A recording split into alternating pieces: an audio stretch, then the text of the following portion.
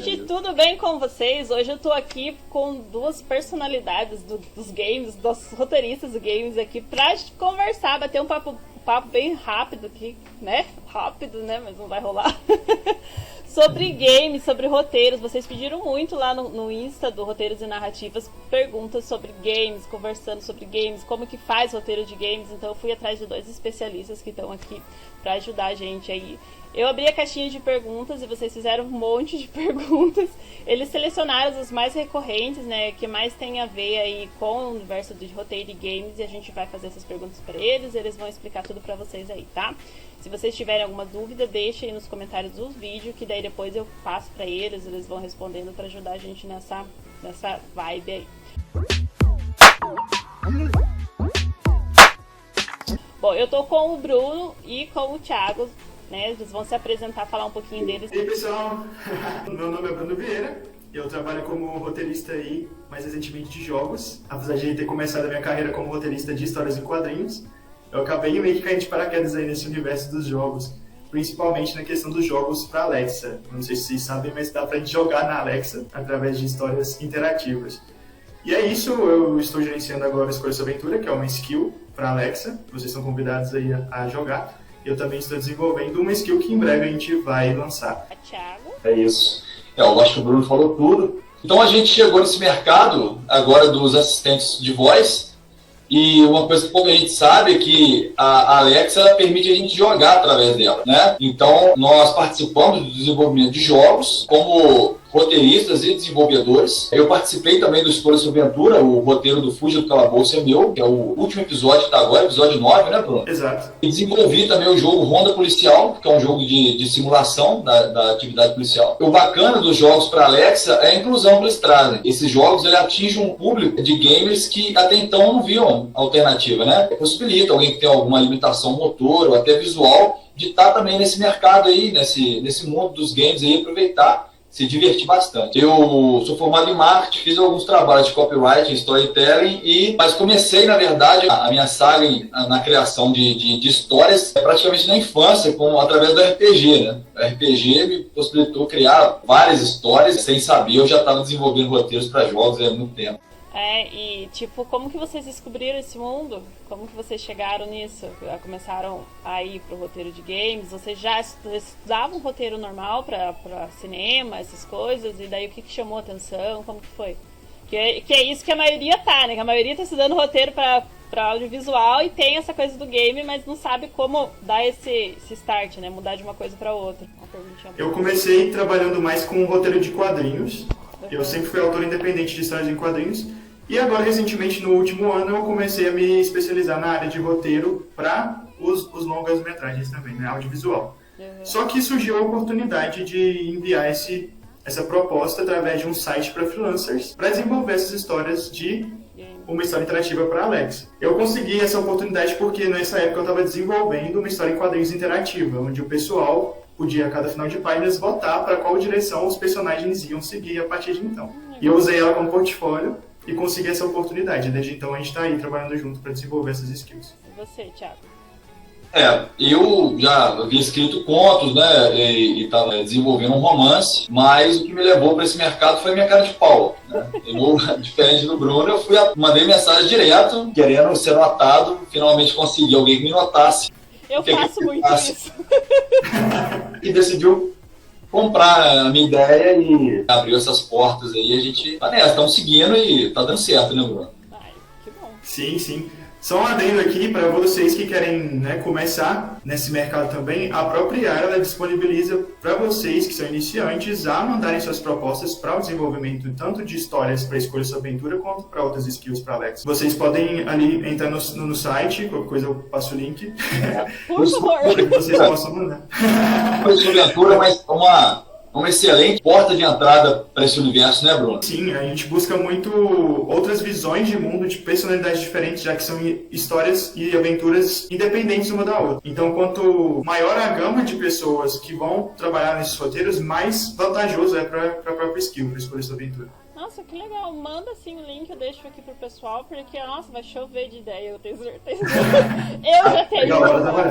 Até agora são 9 episódios, né, Bruno? O Bruno tem 4, né, se eu não me engano.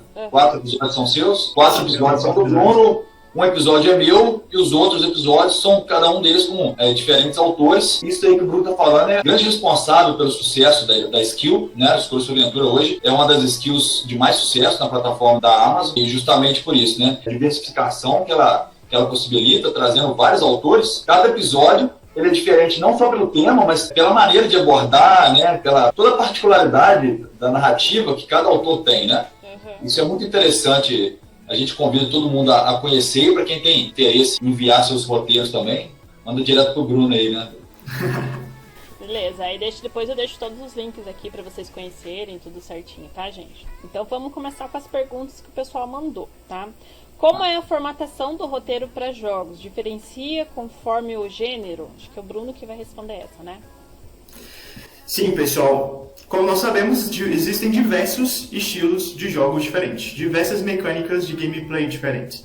E o mais importante para o jogo é justamente a mecânica do jogo. Então, nós trabalhamos, os roteiristas trabalham em parceria com toda a equipe, a fim de adequar a história, o roteiro, para aquela mecânica daquele jogo. Então, por exemplo, não é igual o audiovisual. A gente pode sim levar um pouco do audiovisual para as cutscenes ou para as introduções do jogo, que são aquelas cenas mesmo que mostram mais a história. Entretanto, a gente tem que adequar algumas questões para a mecânica, por exemplo, diálogos especiais durante a gameplay, ou até mesmo o que é mais comum, que é a escolha de destinos diferenciados. Então, principalmente, a diferença entre roteiros do audiovisual para o de jogos é a possibilidade de interação, de você escolher para onde o personagem vai. E existem sim diferentes softwares que você pode usar, até mesmo gratuitos, para que você possa organizar melhor essa diferença de destinos, essas interações também. Então ela não é que nem a gente pega o Final Draft, faz aquelas formatações, não tem nada a ver com aquilo, é um caminho diferente para você fazer essa formatação desse roteiro. Exato. Existe sim a possibilidade de você usar esse software de roteiro, mas isso vai muito de acordo com o que a produtora vai te pedir. Alguns eles pedem sim para você desenvolver separadamente a interação desse roteiro, a partir de um arquivo diferente. Entretanto, eu vejo que eles procuram por uma forma de deixar o roteiro mais claro para eles na questão de colocar isso em prática dentro do jogo. Por exemplo, eu uso o software Twine. Ele é bem interessante porque ele consegue trabalhar a história como se fossem cartãozinhos mesmo, onde você pode fazer uma setinha entre um cartão e outro. O interessante é que seria aquela depois, coisa de ramificação mesmo, então, tipo, você faz Exato. um negócio e vai pra cá, vai pra cá, vai pra cá, não é aquela coisa que você senta e faz aquele texto corrido, então. Exatamente, não é um texto linear, é uma árvore mesmo, que vai tendo as ramificações de acordo com as escolhas, e você tem um total controle sobre isso nesse software, e o mais interessante é que quando você formata ele para enviar para a produtora, ele vai estar ali com o arquivo corrido bonitinho, assim como já está adequado no audiovisual. Então tem essa diferença, mas tem essas facilidades também para esse ramo. E nessas ramificações você coloca, tipo, cenário, tudo assim também como acontece? Tudo certinho, como a gente está acostumado no audiovisual. A gente dá a descrição do cenário e também, mas a gente tem que levar em conta a própria gameplay, né? O sistema que a produtora do jogo está desenvolvendo. Muitas das vezes, ou o pessoal ele procura por um roteirista para dar corpo à história que ele já está desenvolvendo no jogo, mas também eu já peguei casos de pessoas que não tinham nada da história. Eles tinham só a mecânica, tinham só o estilo do jogo e o que eles queriam fazer na gameplay, só que eles queriam dar um extra aí com essa história. Então você já pega e desenvolve o universo inteiro. Mas tem que estar pronto para as duas situações, tanto para dar corpo para a história que já está desenvolvida e adequar a gameplay, ou para criar o universo a partir daquela gameplay que eles te entregaram. Tá, entendi.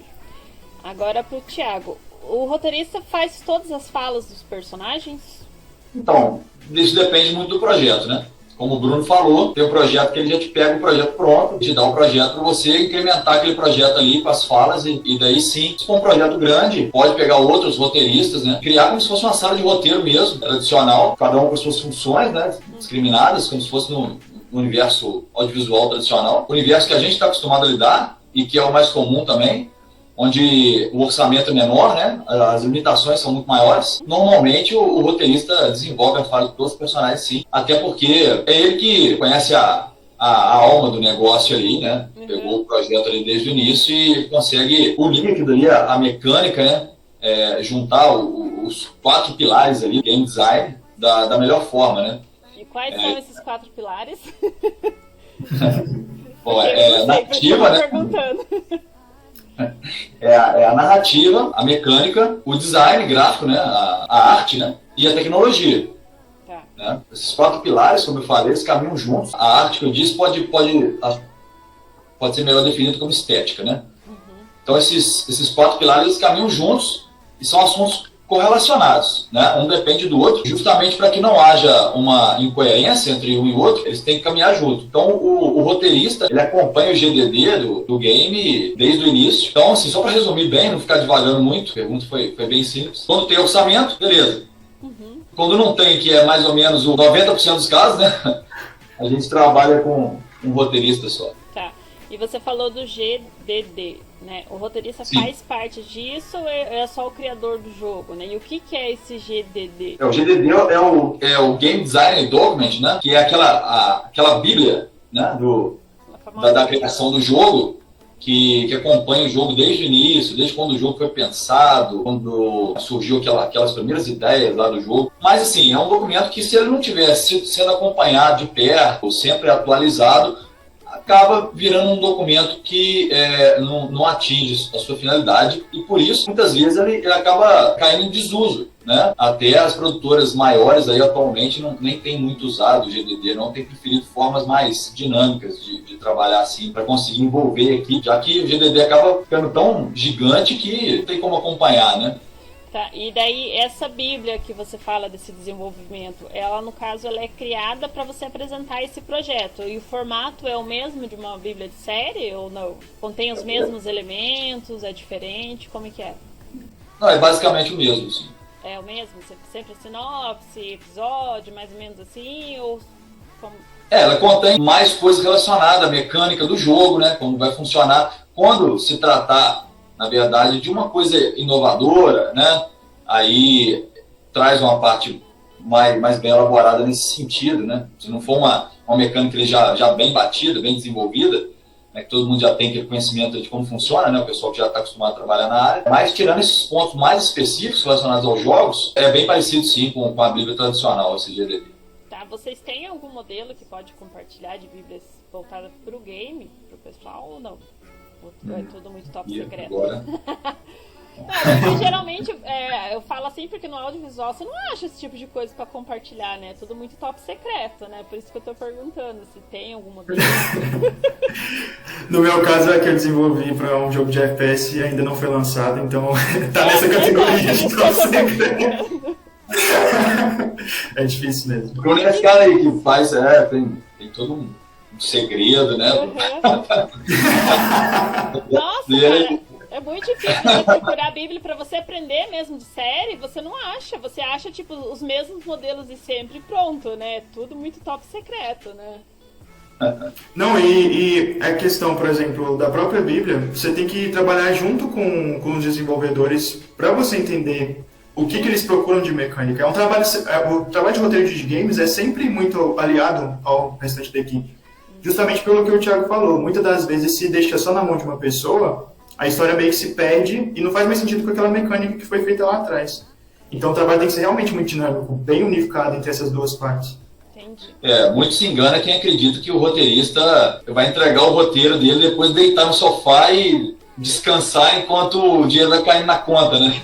Isso aí é um trabalho que começa e caminha junto com toda a equipe. Então, por isso que o trabalho de roteirista também é um trabalho que você precisa aprender a trabalhar em equipe. A equipe tem que estar unida, trabalhando junto do início ao fim, né? Não é porque o cara entregou o roteiro que o trabalho dele terminou, não. Muito pelo contrário, o trabalho está só começando. É bom você colocar a realidade, né? Porque, tipo, o pessoal acha que vai desenvolver, vender, colocar, né? Tipo, encher o bolso e vazar, né? Não é assim que funciona, né? É bom colocar a realidade. Não, e prepara para fazer muitas refações, viu? Porque a mecânica X não deu certo, o problema é do roteirista. A gente só exclui isso aqui e o roteirista adapta a história depois. Não, exatamente. Né? Inclusive, isso não é uma coisa exclusiva do mercado de games, né, Bruno? Até, só trazendo como exemplo aqui, o roteiro de Cidade de Deus, por exemplo, que é um roteiro que eu gosto muito, ele passou por 12 tratamentos. Uhum. 12 tratamentos. Sim. Não é? Então é trabalho, gente. É muito trabalho. Vale a pena trazer aqui também uma coisa que eu sou até suspeito para falar, né? O Robert McKee, que é um mestre aí dos roteiros, e ele fala uma coisa que é interessante, que muito se engana quem pensa que o trabalho do roteirista, pelos espaços vazios que o roteiro traz, que ele é menor do que o trabalho de um romancista, né?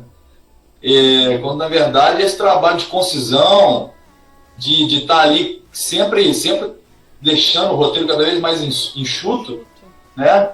Ele dá mais trabalho, é o que dá mais trabalho, né? De trazer só o que a gente precisa, só o que vai usar, porque não tem tempo, né? A produção é cara e enfim, né? É isso. Legal. Vamos para a quarta. Como funciona a questão das escolhas do jogo? Como fazem para não se perder nas ramificações das histórias? Quem que vai responder essa? Fala, Bruno. Bom, como eu disse, tem alguns softwares que te ajudam aí nessa parte, né? O Twice, ele é um software gratuito e você pode fazer esse sistema de ramificações a partir de cards. É como se tivesse uma mesa mesmo com os papeizinhos para você organizar da maneira que você quiser. E com essa vantagem de depois você converter para o texto corrido, a fim de passar para a produtora e para a revisão dos textos também.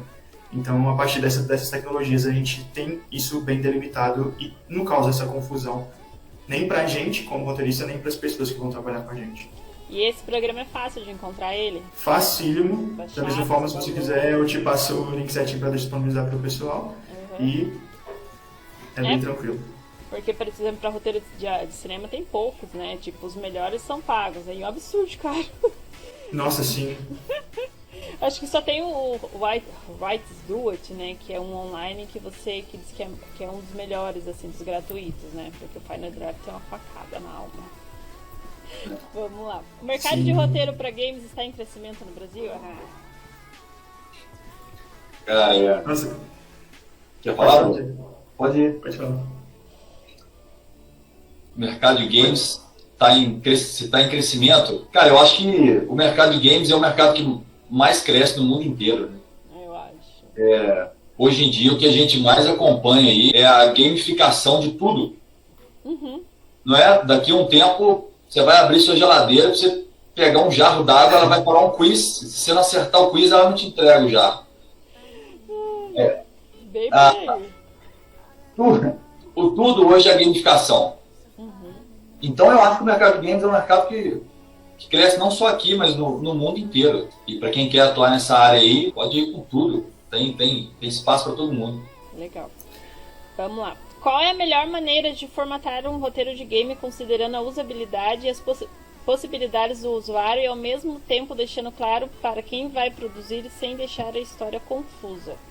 Bom, quando a formatação, eu sempre priorizo, né, no caso de jogos onde o personagem pode morrer, os finais prematuros antes de todos os outros finais possíveis. Porque sempre vai ser aquela história que vai ter uma menor quantidade de texto antes de você passar para as próximas oportunidades. Como eu já me repeti, esse software também ajuda bastante, mas a questão de formatação mesmo, eu sempre procuro dar, primeiramente, a cena da introdução, depois colocar a escolha que vai levar para uma consequência que vai levar à morte do personagem, só para depois trabalhar as outras escolhas que vão levar até o fim dessa história dentro desse jogo. Tá, e essa questão de usabilidade, como que funciona? Inclusive você fez isso muito bem no roteiro da Hannah, né, Bruno? Sim. Por exemplo, isso vai muito de acordo com o estilo do jogo, mas vamos tomar por exemplo o Hannah, que é um jogo de investigação. Você tem que levar em conta que o jogador ele vai encontrar algumas nuances, alguns detalhes dentro daquela cena que vão ajudar ele a passar de level, a passar de fase e a escolher as opções corretas. É a mesma coisa, por exemplo, se jogos que foram muito criticados, que, por exemplo, você tem que olhar debaixo do tapete para encontrar uma prova, sendo que nenhuma das outras cenas anteriores te falou que alguém mexeu naquele tapete antes. Você tem que se ligar na questão de que, para dar continuidade, você tem que, por menor que seja, dar um detalhe para o jogador ir até aquele ponto da história para liberar aquela determinada cena. Entendi. É aquela em filme tem disso, né? De você deixando essas pistas assim pra pessoa ir depois descobrindo, né? Alguma coisa assim. E então, na verdade, tipo assim, o jogador tá sendo guiado o tempo inteiro por você ali, né? Pelo roteirista, né? Sim. Tipo, ele acha que tá fazendo opções dele, mas você que tá guiando ele. Querendo que ele vá pra tal lado.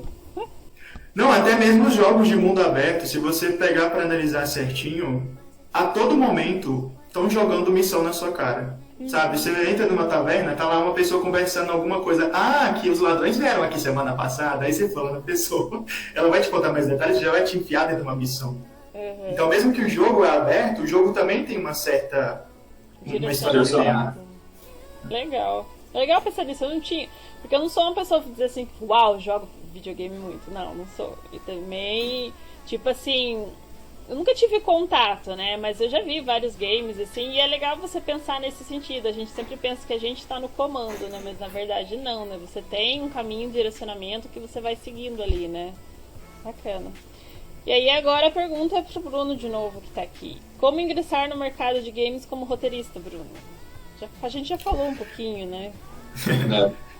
Sim, galera, mas o fundamental, não só nesse mercado e em todos os outros mercados, é você ter um portfólio bem construído para apresentar.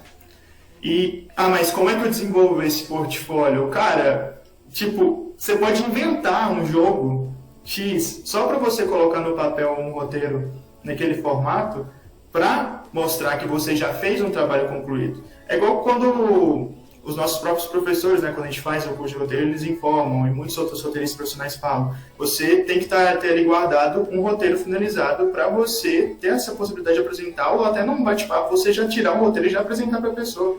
Da mesma forma, você tem que ter isso já desenvolvido na questão do trabalho de nos jogos. Entretanto, como é um mercado que está começando agora, entre aspas, aqui no Brasil, as produtoras, muitas delas são pequenas, muitas delas são pessoas independentes que estão produzindo esses jogos, e então eles têm uma maior abertura quanto a isso. Você pode mostrar trabalhos que você fez em outras mídias e que eles podem gostar desse roteiro, que seja para audiovisual, que seja para histórias em quadrinhos, como foi no meu caso. Você pode sentar e ir alinhando com a mecânica do jogo deles a partir de então. O importante é que você tenha algo pronto, algo que você trabalhou para mostrar que você já fez um trabalho nesse setor artístico, né? Independente da mídia que você atuou. Mas claro, se você tiver um roteiro de jogo ou alguma experiência dentro de um jogo que você já produziu, você vai ter mais pontos quanto a essas produtoras. Sim.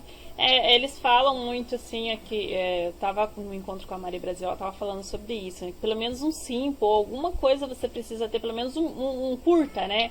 Que é pra pessoa entender como você escreve, né? Como é a forma de você trabalhar, que a partir daquilo ele já vai entender se você tem relação ou não, né, com o que ele tá fazendo. Ah, não, ela tem, né, consegue escrever bem, formatação, esse tipo de coisa, né? Tem que ter alguma coisa feita, não tem como. Nem que não seja publicado, né? Mas precisa. Sim, da mesma forma também é importante que você jogue, né? Porque muitas desses...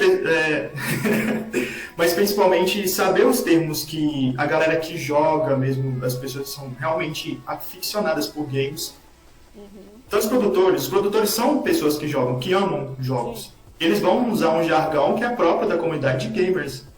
Então, muitas das vezes você pode ficar meio perdido se não tiver muito contato com esse mercado. Você fica meio perdido quando o cara te fala algum detalhe sobre mecânica ou que seja uma sigla tipo FPS. Afinal, o que é FPS? Sabe? Você tem que saber esse mínimo para você conversar de uma maneira mais ágil e também demonstrar que você tem experiência. Sim, é estudar o mercado, né? Se você quer entrar no mercado de games, você tem que entender de games, pelo menos o básico, né? Tipo, os jogos, como que funciona. Não, super concordo. Vamos lá, Thiago. Qual a situação atual do mercado de games no Brasil? Tem espaço pra gente nova? Olha a gente nova falando aqui, né? Se tem espaço pra gente nova, estão falando com as pessoas certas, né? Cara, sempre tem, né? Espaço pra gente nova. Eu acho que espaço pra gente nova tem em todo lugar. Né? Acho que, na verdade, o mercado como um todo, ele carece de gente nova, de gente trazendo algo novo, né? Uma coisa disruptiva, que realmente não tem como saturar um mercado artístico. Né? As ideias se renovam, né? Cada um traz uma visão diferente, né? Vai contribuindo de formas... Como que o mercado tão artístico pode ser saturado? Não tem jeito. Então, o mercado não só tem espaço, como precisa de gente nova. Então, se você tem, né, essa pessoa que fez essa pergunta aí, se ela tem, como nós tivemos agora, né, nossa experiência ela está começando ainda. Então, se essa pessoa que mandou a pergunta, se ela tem ardendo no coração dela o desejo de mostrar para o mundo aquela história que ela carrega com ela ali, ela já deu o primeiro passo. A partir daí, é claro, desenvolver a técnica, né? Sim. Porque isso é importante, isso conta. A técnica é uma coisa que conta bastante. Mas acreditar também no poder narrativo dela. Né? De nada adianta também um talento literário imenso sem ter o poder narrativo. Né? Então a pessoa que tem essa vontade de entrar no mercado, normalmente ela já tem esse dom, né? Ela quer passar para as pessoas. Então sempre tem espaço nesse mercado, sempre vai ter. Uma pergunta que não está aqui, pensando em games, vocês falam que tem um gênero que é mais popular, ou que está em expansão, alguma coisa assim? Principalmente o mobile. O mobile pela questão de ser tão de estar nas mãos de várias pessoas, não é? Um exemplo muito grande é o Free Fire, um jogo que explodiu, estourou, por quê? Por conta de ser gratuito e por rodar num smartphone. E principalmente também, por exemplo, o Candy Crush, que para você ter ideia, a sua mãe te enchia o saco porque você passava horas no videogame e agora ela tá lá com o celular dela jogando Candy Crush. As oportunidades para esse mercado estão tão grandes, porque é justo o que o Thiago falou anteriormente, todas as empresas estão buscando por um sistema de gamificação. Talvez você não trabalhe com um jogo propriamente dito, entretanto, você vai desenvolver um sistema de gamificação para uma empresa X. Que seja, por exemplo, o Duolingo, que colocou um sistema de gamificação de pódios e até histórias interativas dentro do próprio aplicativo do Duolingo. Multiplicou por 1000 o número de usuários depois disso. Exatamente. É isso. Falando em roteiro para jogo independente de baixo orçamento, como que funciona, Thiago? Então, para jogo de baixo orçamento, eu acho que o roteiro se torna ainda mais importante, porque os jogos, filmes, séries de orçamento muito alto, né? Netflix, Prime Video, Hollywood, né? Eles têm o artifício da tecnologia, né? Isso é até prejudicial, né? Muitas vezes a gente vê filmes aí e jogos que eles apostam tudo nessa parte e a narrativa fica de lado. Eu posso até, muitos não vão gostar, mas, por exemplo, a Transformers, para mim, é puro efeito tecnológico. Não consigo enxergar ali uma narrativa boa, imersiva. Então eu acho que os jogos de baixo orçamento eles são uma oportunidade muito boa para explorar narrativas. Eles podem trazer aquilo que falta da parte da tecnologia, aumentar muito o valor, né, desse jogo, com uma boa narrativa imersiva, bons diálogos. Já que você falou um exemplo assim, de um que você não acha tão legal, qual que é um game que você acha que tem uma narrativa boa? Game que tem uma narrativa boa? É. De baixo orçamento ou qualquer um? O que você lembrar, assim, para o pessoal poder olhar e dizer, entender, sabe, o contexto da coisa. Eu gosto muito de Final Fantasy, tá? A saga toda. Acho a história bem bacana. God of War. Aí são jogos também de alto orçamento, né? Mas que tem uma narrativa muito, muito interessante. Deixa eu tentar lembrar um orçamento baixo, mas que tem uma boa narrativa. Vamos passar para a próxima pergunta, assim que eu lembro. Deixa eu falar as minhas experiências. Tipo, eu sou muito fã de jogos e que tem essa pegada mais na questão narrativa mesmo, da história mesmo. Um exemplo é o Detroit Become Human, que é praticamente um filme interativo, entre aspas, apesar de ter as questões do gameplay, mas é um grande exemplo de um jogo com foco em narrativa.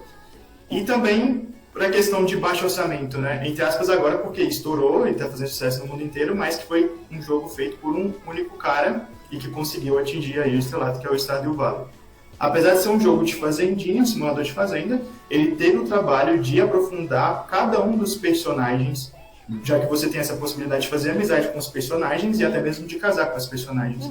E você, mesmo que esteja ali para relaxar, você se depara com uma história de um cara que, por exemplo, é o bêbado da vila, o cara que é ranzinza, que na verdade sofre com depressão.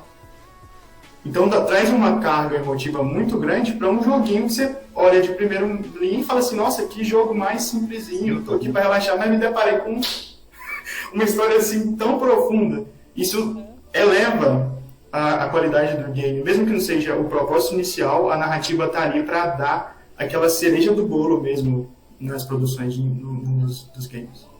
Legal, gostei. É isso aí. Vamos lá. Quais são os conhecimentos necessários para se tornar um roteirista de game? É preciso entender muito de tecnologia? É o Thiago. Muito, não, mas eu acho que eu diria um pouco, acho que sim. Foi como a gente estava falando, como você tem que caminhar junto com a equipe e como você tem que saber até onde seu roteiro pode ser aproveitado, alguma coisa você tem que entender. O fluxo, né, utilizando esses softwares que até o Bruno mencionou, eu gosto muito do Figma também. Eles têm um limite, né? A própria plataforma, né, para a qual você está desenvolvendo o jogo também tem o seu limite. Então você tem que saber, você tem que conhecer esse limite na hora de escrever. Então um pouco sim. Até foi uma das dificuldades que eu tive quando comecei a escrever meu primeiro roteiro para jogo, foi justamente de encaixar ele na tecnologia, né? Esse trabalho com o game design. A narrativa está ali em sintonia com toda a mecânica do jogo. Então esse tipo de conhecimento é necessário sim, mas nada além disso, não muita coisa não. E assim, e aonde a pessoa que quer ser roteirista de game consegue esse conhecimento? Vocês indicam livros, canais, ou YouTube, alguma coisa assim para essa pessoa estar indo buscar esse conhecimento, entender essa mecânica por trás desse jogo? Tem alguma coisa assim que vocês indicam? Bom, na verdade, tipo, ao meu ver, eu ainda acho que canais nacionais ou de conhecimento para essa área é uma coisa que é muito complicada de se achar. Tanto também a questão de contato com produtoras, parece que a gente está ainda meio perdido no que a gente está fazendo. A gente está fazendo um jogo, mas o que o roteirista vai influenciar nesse trabalho? Mas eu acho que isso tem essa dificuldade justamente pela quantidade de possibilidades que um jogo oferece para você. É sempre uma nova forma de desenvolver a história, que quando você sentar e conversar com o restante da equipe. Porque você vai ter que pegar aquela história e tem que colocar de acordo com as mecânicas que eles desenvolveram.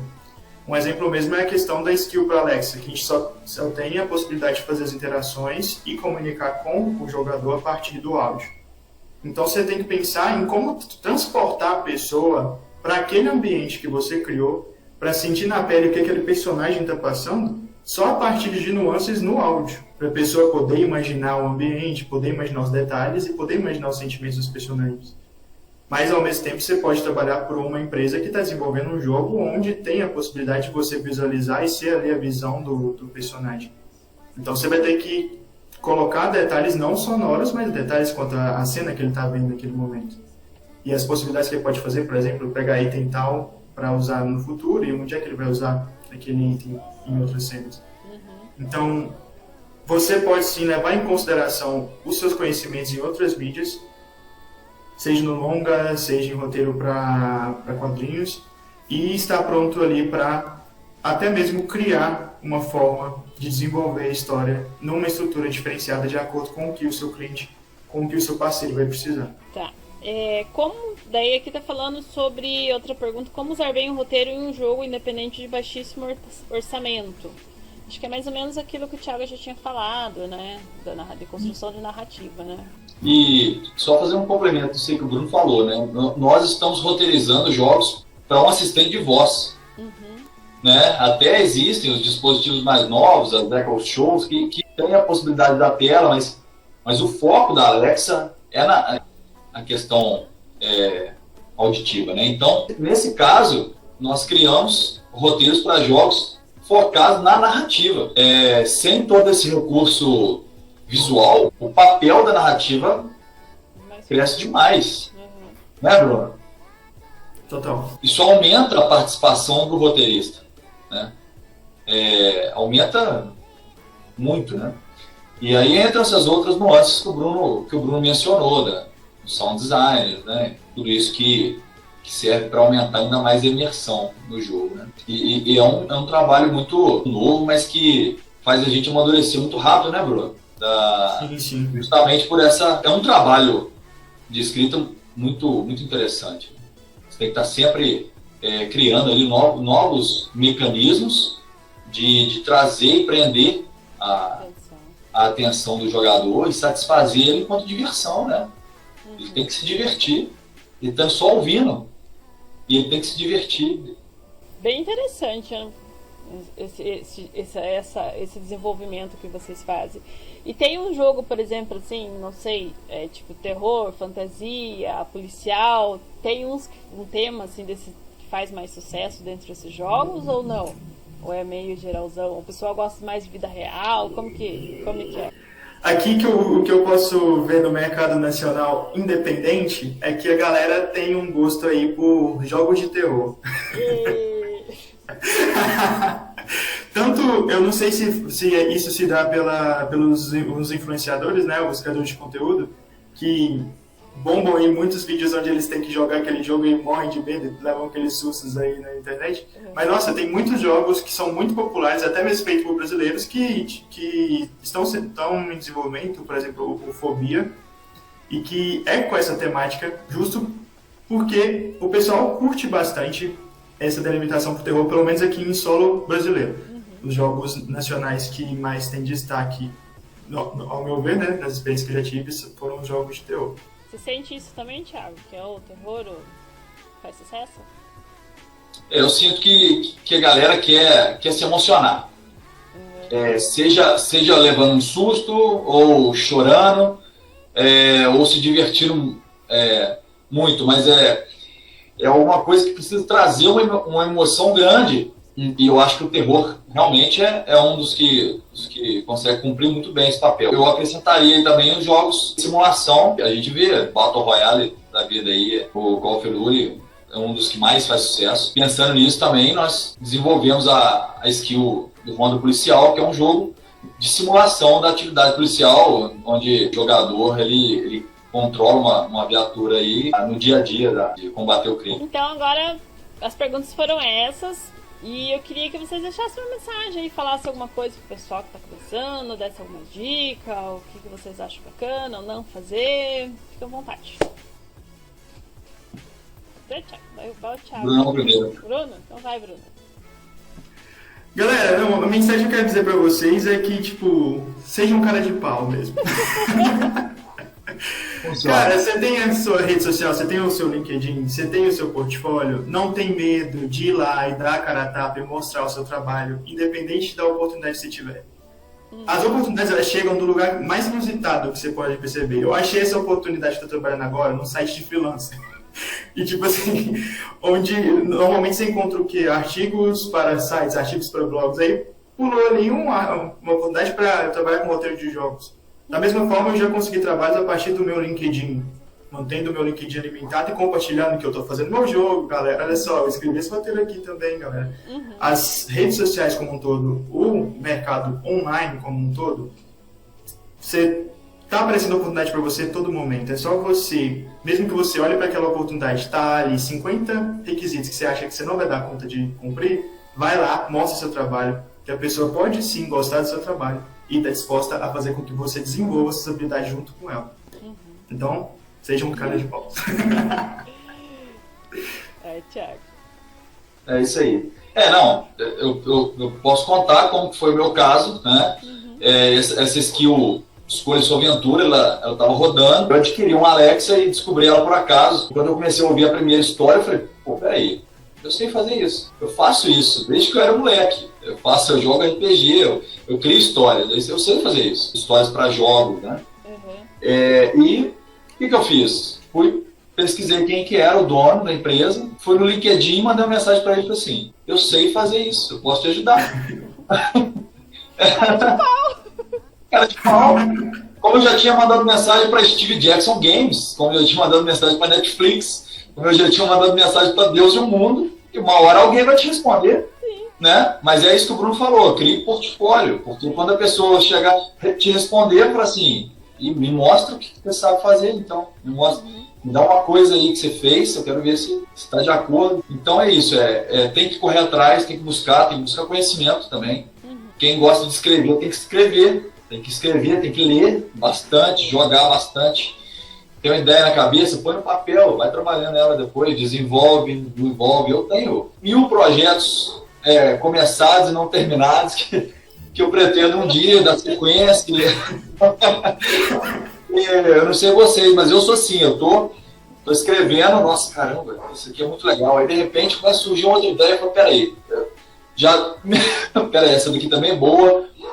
Ou tipo assim, você tá lá quase pegando do sono e vem aquela coisa que tá fora. Não, eu deixo um bloquinho, porque se isso acontecer, eu tenho que deixar um bloquinho agora, eu tenho que mandar, tenho que plastificar ele, dar um jeito que, porque até não, você tá tomando um banho, vem uma ideia, você tem que fazer uma coisa. Se você tiver 5 minutos, ela vai embora. Não pode perder. Então, anota, tá com uma ideia, põe no papel, tira da sua cabeça, põe no papel, aquilo ali pode virar uma coisa muito boa.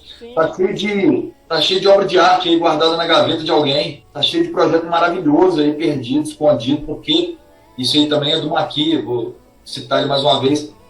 Ele fala que é o medo e não a qualidade técnica que impede uma pessoa de se tornar roteirista. Não sei se é dele, eu li isso em algum lugar.